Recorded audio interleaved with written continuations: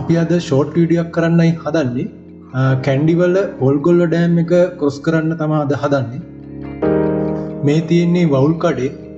පොල්ගොල්ල පැත්තේ ඔයාලා එනවනම් අතේ තියෙන ගානට රසට බඩ පිරෙන්න කන්න මෙතනින් ගන්න අමතක කරන්න එපා.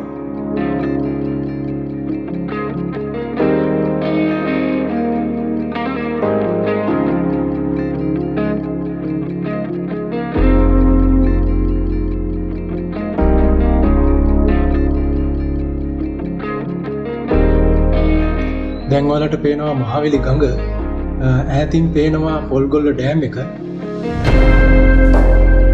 ඒත් එක්කම ඔයාලට බලා ගන්න පුළුවන් මෙතන ජොගින් කරන්න, එක්සර්සයිස් කරන්න ලස්සන වෝකින් පාත් එකක් හදලා තියෙනවා.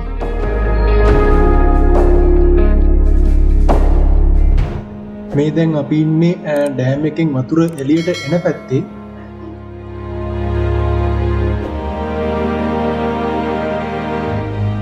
මේ ඩෑම් එකෙන් අනිත් පැත්තේ තමා පොල්ගොල්ල ජලාශයට වතුර පිරෙන්නේ.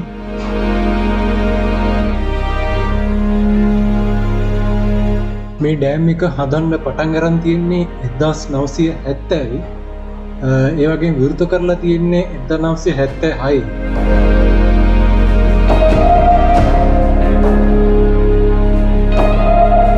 කොත්මලේ ඩෑම් එකෙන් පස්සේ මහවැලි ගඟේ ඊළඟට හම්බ වෙන ඩෑම් එක තමයි මේ පොල්ගොල්ල ඩෑම් එක. මේකට පස්සේ වලට හම්බ වෙනවා වික්ටෝරියා ඩෑම් එක.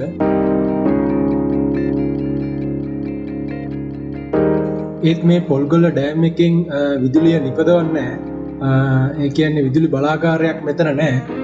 මෙතනට එකතු වෙන වතුර කිලෝමීටර් 8ක් වගේ දිග ටනල් එකකින් මාතලේ උකුවෙල පවර් ස්ටේෂන් එකට හරවලා යවනවා.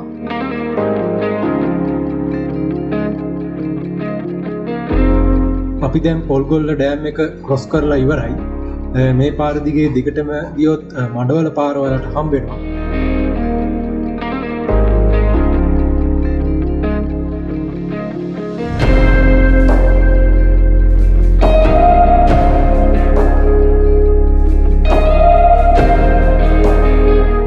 thank you වීඩියෝ එක බැලුවට.